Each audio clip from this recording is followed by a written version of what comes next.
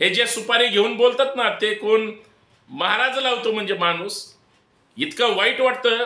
म्हणजे त्या नगरच्या भूमीमध्ये असा खोटारडा महाराज लावून फिरणारा माणूस मी आजपर्यंत बघितला नाही। विशेष अधिवेशन घेऊन त्यावेळेस मी फक्त 1.5 ओळ लिहिली होती की विशेष अधिवेशनामध्ये दगा फटका होऊ नये। झाला ना साहेब, जी कुणी लोक सरकार सोबत जातात किंवा सरकारमधली लोक त्यांच्यासोबत चर्चा करायला येतात, पहिल्यापासून जे पत्र आहे सरकार जाणीवपूर्वक दिशाभूल करते। स्वतःच्या न्याय हक्कासाठी मराठे परत रस्त्यावर आले, मग ते संघर्षासाठी आले, स्वतःचे हक्क मिळवण्यासाठी आले की सरकार विरोधात लढण्यासाठी आले हे आपल्याला शोधलं पाहिजे। महाराष्ट्राच्या कानाकोपऱ्यात सगळ्या इतर बहुजन समाजाला सोबत घेऊन आतापर्यंत मराठा आरक्षणाचा लढा लढला गेला। अजिबात कुठल्या जातीमध्ये किंवा कुणामध्ये जाणीवपूर्वक वितुष्ट आजपर्यंत तरी आलेलं नाही। तसे प्रयत्न केले गेले, परंतु महत्त्वाच्या टप्प्यावर मराठा आरक्षण आंदोलन आलेलं असताना सरकार मात्र आरक्षण कसं संपवता येईल, काही लोकांना सुपाऱ्या देऊन कसं आरक्षणाविरोधात त्या ठिकाणी बोलता येईल, आरक्षण लढणारी लोक कशी प्रामाणिकपणे लढा लढतात, मग मध्येच कसा खो करता येईल। आणि जर तुमच्या आंदोलनाला, तुमच्या कर्तृत्वाला, तुमच्या नेतृत्वाला, तुम्ही जे काही काम करताय, समाजाप्रती ज्या पद्धतीनं लढताय, तुम्हाला जर तोड देता नाही आली तर तुम्हाला नक्कीच बदनाम केलं जातं आणि मग बेछूट आरोप केले जातात। म्हणजे तुम्ही मानसिक दृष्ट्या डिस्टर्ब होऊन चुकीचा त्या ठिकाणी कुठला तरी पवित्रा उचलावा अशी समोरच्याची भावना असते।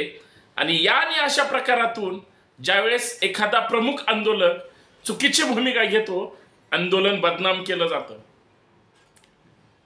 आणि सरकारमध्ये कुणीही असू द्या, सरकार आत्ताचा असू द्या किंवा पूर्वीचा असू द्या, सरकार बरोबर गेम करण्याचं काम करतं।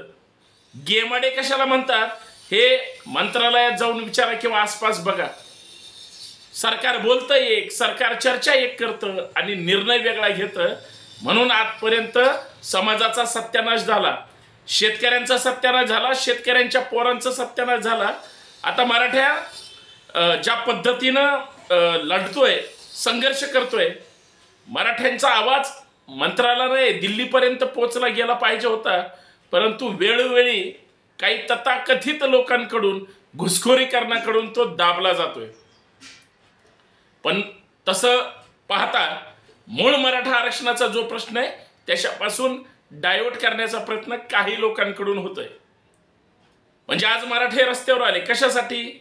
संभाजी ब्रिगेड किती वर्षापासून सांगते, म्हणजे धन्यवाद मानले पाहिजे त्या संभाजी ब्रिगेडचे अध्यक्ष, प्रदेशाध्यक्ष मनोज आखरे साहेबांचे, की अजूनही ते त्यांच्या मागणीवर ठाम आहेत।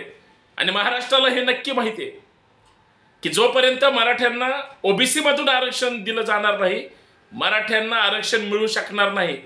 ते फक्त मनोज जरांगे पाटलांनी मराठा सेवा संघाची किंवा माननीय पुरुषोत्तम खेडेकर साहेबांची मागणी ऐकली आणि त्याच्यावर लढा सुरू आहे।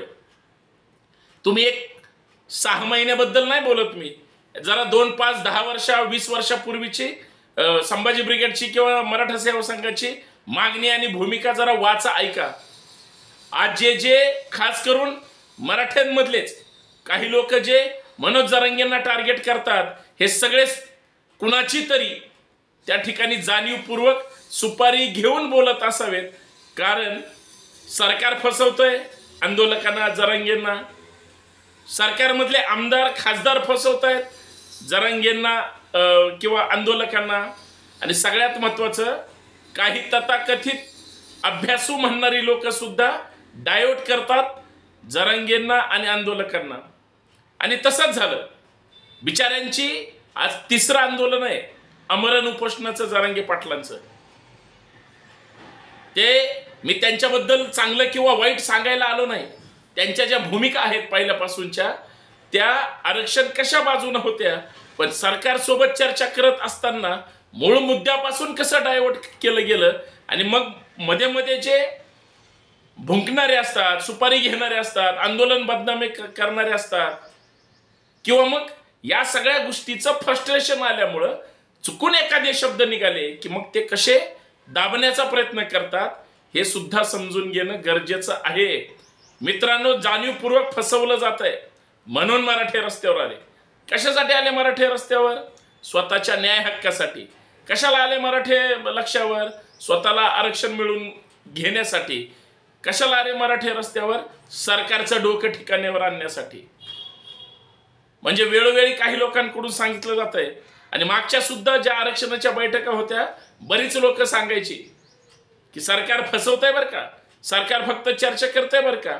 सरकारला घटनात्मक ह्याच्यामध्ये द्यायचं नाही. 10% बोळवण केली. जे आता परवा सभागृहामध्ये विशेष अधिवेशन घेऊन त्यावेळेस मी फक्त 1.5 ओळ लिहिली होती की विशेष अधिवेशनामध्ये दगा फटका होऊ नये. झाला ना साहेब? कोण बोलतंय त्याच्यावर?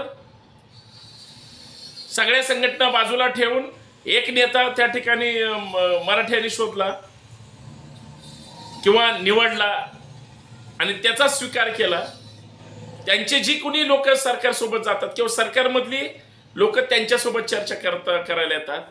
पहिल्यापासून जे पत्र आहे सरकार जाणीवपूर्वक दिशाभूल करते. खरं तर कुठल्याही मराठा आंदोलकाने हे जे सुपारी घेऊन बोलतात ना ते कोण महाराज लावतो म्हणजे माणूस इतकं वाईट वाटतं. म्हणजे त्या नगरच्या भूमीमध्ये असा खोटारडा महाराज लावून फिरणारा माणूस मी आजपर्यंत बघितलं नाही. त्यांची भूमिका चांगली असेल वाईट आहे असेल त्यांच्या पर्यंत, पण सवंग प्रसिद्धीसाठी अशी काहीतरी भूमिका मांडायचे. ती एक महिला भगिनी येते, काही नाही हो, घाणेरड्याशिवाय देणे किंवा चर्चा करणे याच्यापेक्षा पुढे गेलं पाहिजे. माझं मत आरक्षण घटनेनं दिलेला अधिकार आहे. आम्हाला आरक्षणाबद्दल काहीच चर्चा नाही करायची. आम्हाला घटनात्मक चौकटीबद्दल जर आरक्षण केली, चर्चा केली, भूमिका समजून घेतली तर मग आपोआप आरक्षण बसतं. काय झालंय आज 40 वर्षापासून धनगर समाज मराठा म्हणजे आरक्षणासाठी जसा मराठा समाज लढतोय तसं धनगर समाज पण लढतोय. सरकारने काय केलं? फुटबॉल केलं. मराठा आरक्षणाचं काय केलं? फुटबॉल केलं. पण ज्या आरक्षणासाठी प्राण दिले जात आहेत, ज्या आरक्षणासाठी संघर्ष केला जातोय, ज्या आरक्षणासाठी लढाई लढली जाते, बरोबर ते आंदोलन डायव्हर्ट करण्याचा प्रयत्न होतोय. हे विसरून चालणार नाही. घात हे दुसऱ्या लोकांकडून होत नाही. घात हा चळवळीतल्या लोकांकडून होतोय जे सवंग प्रसिद्धीसाठी हापापलेले आहेत. मी भूमिका मांडतोय म्हणजे कुणाच्या बाजूनही नाही आणि विरोधातही नाही. माझं एवढंच म्हणणं आहे, आरक्षण बदनाम करू नका, आरक्षण आंदोलन बदनाम करू नका आणि आरक्षण आंदोलनाचं जे नेतृत्व करतात त्यांनाही बदनाम करू नका. आयुष्य घालवलेलं असतं. तुम्ही ज्यावेळेस आनंदात राहिलेले असतात त्यावेळेस ते पोटाला चिमटा घेऊन स्वतःचा संसार भागून कार्यकर्ता म्हणून लढायला सुरुवात करतात. कार्यकर्ता ते नेता होण्यासाठीचा जो संघर्ष आणि जो काही प्रवास आहे ते सहजासहजी नसतो. तो सहजासहजी निर्माण सुद्धा होत नसतो. त्याच्यासाठी त्याग करावा लागतो. सध्या बरेच लोक न त्याग करता बरेच जण अचानक समन्वयक झाले, काहीच न करता नेते पण झाले आणि भूमिका मांडायला. अभ्यास समजून घ्या मला काय म्हणायचंय. अभ्यास करून मागणी करणारेच सरकार सुद्धा झुकू शकतात. उभ्या महाराष्ट्राने बघितलंय, आत्ता नाही याच्या अगोदर पण बघितलंय. फक्त आंदोलनाचं नेतृत्व करणारे समाजाला विश्वासात घेत नव्हते म्हणून समाज कधी त्यांच्या जवळ आणि कधी लांब असायचा. आता समाजामध्ये बसून ज्यावेळेस भूमिका घेतल्या जातात त्यावेळेस काही गोष्टी समजून घेतल्या पाहिजेत. आजपर्यंत अजूनही माझं मत आहे, आरक्षणावर ज्यांचा प्रमुख अभ्यास आहे आणि सगळ्यात महत्वाचं आरक्षणाचे खाचखळगी ज्यांना माहिती आहे, ज्या वेळेस सरकारने, मी जबाबदारीनं सांगतोय, ज्या वेळेस सरकारने आरक्षण देऊ केलं त्या वेळेस संभाजी ब्रिगेडनं आक्षेप घेतला. का? ज्या आंदोलकांनी 80-90% आंदोलन करणारे कार्यकर्ते हे संभाजी ब्रिगेडचे होते पहिल्यापासून, जे ताकदीचं आणि टोकाचं आंदोलन करायचे. पण सरकार वेगळ्या पद्धतीनं भूमिका घेतलं, सरकार बदलत गेलं. आता सुद्धा जे आरक्षणाचे आंदोलन होत आहेत, ब्रिगेड हे बॅकबोन म्हणून काम करतं, पाठीशी असतं आणि नियोजन करतं. मराठा सेवा संघाची भूमिका काय असते समजून घ्या. फक्त ज्या भूमिका त्यांच्या आहेत ना, सरकार बरोबर त्या विरोध करतं. सरकारने EWS दिलं होतं त्यावेळेस पण ब्रिगेडचा विरोध होता. सरकारने SCBCचा पॅटर्न राबवला त्यावेळेस विरोध होता. बाईट काढून बघा, प्रदेशाध्यक्षांच्या बघा, मनोज आखरे साहेबांच्या किंवा पुरुषोत्तम खेडेकर साहेबांच्या बघा, संभाजी ब्रिगेडच्या प्रवक्त्यांच्या बघा.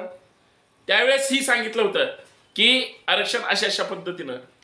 मी तर आरक्षण समर्थक आहे, मला स्वतःलाच आरक्षण मिळतंय, पण माझं आरक्षण मिळत असताना तुम्हाला का विरोध करू, अशी भूमिका या राज्यातल्या सगळ्या इतर समाजाची आहे.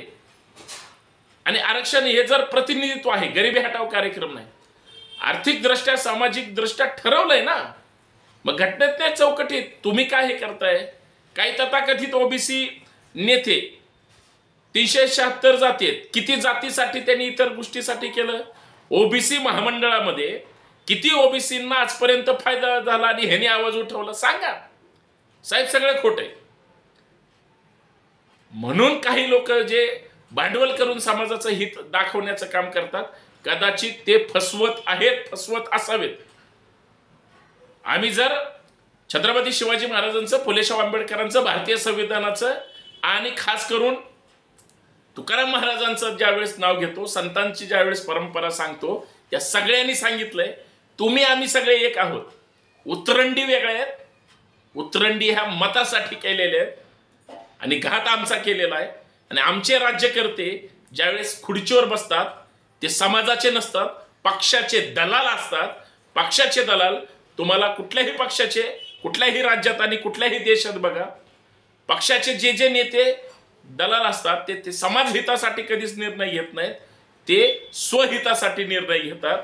आणि आमचा सत्यानाश तिथंच झालेला आहे की आमचा नेता सभागृहात ज्यावेळेस जातो त्यावेळेस समाजाचे प्रश्न आयुष्यात त्यांनी कधीच मांडलेले नसतात.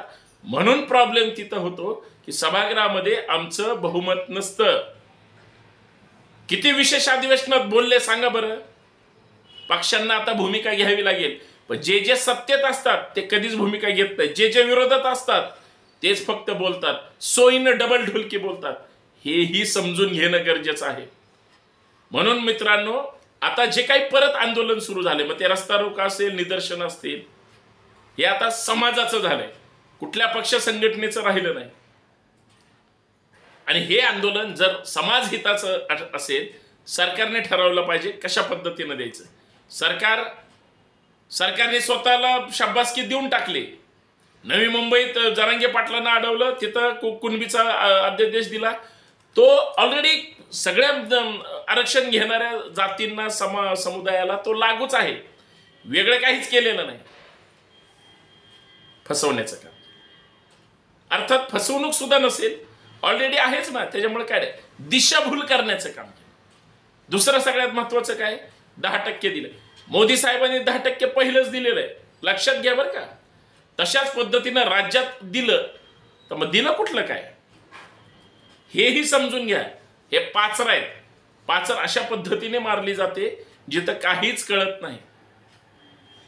देणाऱ्याने देत जावे आणि घेणाऱ्याने घेत जावे, ही काही खिरपत नाही, चौकटीत घटनात्मक. आणि तिथं प्रॉब्लेम येतो. मला शेवटी एवढं सांगायचंय, आरक्षणाचा लढा सरकार जाणीवपूर्वक हा दुबळा करू पाहत आहे. आणि दुबळा करणारा लढा हा शेवटपर्यंत टिकत नाही. माणसं फोडली जात आहेत, माणसं फोडली जातील. नेतृत्व करणारे डिस्टर्ब केले जात आहेत, बदनाम केले जात आहेत, किंवा त्यांना आमिष दिली जात आहेत, दिले जातील, दिले जात आहेत. म्हणजे मला आश्चर्य वाटलं, काल मी कोल्हापूरला होतो, एक बातमी पाहिली. ते ज्या महाराजांनी जरांगे पाटलांवर आरोप केला, मी महाराज याच्यासाठी म्हणतोय, हबप मधला महाराज आहे, जे भामचंद्र डोंगराच्या तिथं कुठंतरी राहतात असं कळलं. मुंबईमध्ये त्यांच्यावर कुणीतरी हल्ला केला, पण तो कुठल्या कॅम्पसमध्ये केला माहिती आहे का तुम्हाला? तो 5 स्टार हॉटेलच्या कॅम्पसमध्ये केला. म्हणजे तिथं गडावर राहणारा एखादा महाराज. पत्रकार परिषद काल होती, मनोज जोशी सरांचं आज आकस्मिक निधन झालं म्हणून त्यांनी पोस्टपोन्ड केली आणि ती आज होणार आहे. कालची प्रेस मग त्यांचा निवास कुठं होता? तर 5 स्टार हॉटेलमध्ये. मग मला एक सांगा, माझा साधा सरळ प्रश्न आहे, जो टीका करतो किंवा जो त्या ठिकाणी प्रसिद्धीत येण्याची भूमिका जी काही घेतात ना, काल परवा शरद पवार, आता आरक्षणाचं आंदोलन, पवारांचा पहिलाच पक्ष फुटलाय, पवारांची माणसं पवार साहेबांसोबत राहिलेली नाहीत, ती आता आरक्षण आंदोलनाकडे कशाला लक्ष देतील? तुम्ही कधीही बघा, पवार साहेबांची पहिल्यापासूनची भूमिका काय? आर्थिक निकष आहे का आरक्षणाच्या मागणीचा काय संबंध? हे आरक्षण कशासाठी? मग ते पवार साहेब कशाला ते याच्यात हे कर? मुळात नेत्यांची मागणीच वेगळी असते, समाजाची आणि कार्यकर्त्यांची मागणी वेगळी असते. हे एकदा समजून घ्या डोकं असेल तर. आणि मग इथं सगळा सत्यानाश होतोय आणि त्या अंगाने हे सगळं चाललेलं आहे, जे की दुर्दैवी आहे. 5 स्टार मध्ये जर हॉटेलमध्ये जर एखादा माणूस टीका करणारा राहत असेल तर त्याच्या मागं जी काही शक्ती आहे ती समजून घेतली पाहिजे. म्हणून मराठी रस्त्यावर आहेत आणि आरक्षणाचा लढा हा त्याच ताकदीनं समजून घ्या, एवढीच माझी विनंती आहे. आणि शेवटी एवढंच सांगतो, मी कुणावर टीका करायला आलो नाही आणि मी कुणाचा समर्थक नाही. मी माझ्या विचाराचा, चळवळीचा आणि संघटनेचा पदाधिकारी आणि कार्यकर्ता आहे. मला एवढंच वाटतं, जे पोटतिडकीनं गाव खेड्यापर्यंत आरक्षणाचं आंदोलन करणारे कार्यकर्ते आहेत, त्यांनी आत्तापर्यंतचा लढा 10-20 वर्षातला पोटतिडकीनं लढलेला आहे. ते आजही संघर्ष करतात, फक्त त्यांचं वय वाढलंय. फक्त शांततेत, कायदा सुव्यवस्थेला कुठलाही त्या ठिकाणी अडथळा नाही येत. आणि सगळ्यात महत्त्वाचं, आपल्यावर गुन्हे दाखल न होता, आणि सगळ्यात महत्त्वाचं, कुटुंबाचा विचार करून ह्या सगळ्या गोष्टी कराव्यात, केल्या पाहिजेत. कुणी कुणाचं नसतं, कुणी कुणासाठी येत नाही. आरक्षणाचे नेते सुद्धा कुठल्याही समाजाचा असू दे, कार्यकर्ता गेला, त्याच्या कुटुंबातलं कोणी गेलं ना, तरी एका शब्दाची फक्त श्रद्धांजली वाहतात. त्या कुटुंबाकडे परत कुणी लक्ष देत नाही. म्हणून उद्ध्वस्त होऊन काही करू नका. कुणी ह्या सगळ्या गोष्टी पाहत नाही, एवढंच मला सांगायचं आहे. शिवरायांचा महाराष्ट्र आहे. लढणारे मावळे हे लढतच आलेले आहेत आणि लढतच राहतील आणि यश मिळवतील. फसवणाऱ्यांपासून फक्त सावध राहा, कारण ते बदनाम पण करू शकतात आणि करतात सुद्धा. आणि याच्या मागे कुठल्या अदृश्य शक्तीचा हात आहे हे सर्वांना माहीत आहे. धन्यवाद. जय जिजाऊ, जय शिवराय. फक्त जास्तीत जास्त ही व्हिडिओ शेअर करा, जास्तीत जास्त शेवटच्या घटकापर्यंत ही पाठवण्याचा प्रयत्न करा. आणि सगळ्यात महत्त्वाचं सबस्क्राईब, फॉलो करायला विसरू नका. कारण तुम्ही आम्ही खरं बोलण्यासाठी एकत्र यायचंय, कनेक्ट व्हायचंय, फसवण्यासाठी आणि दिशाभूल करण्यासाठी नाही. जय जिजाऊ.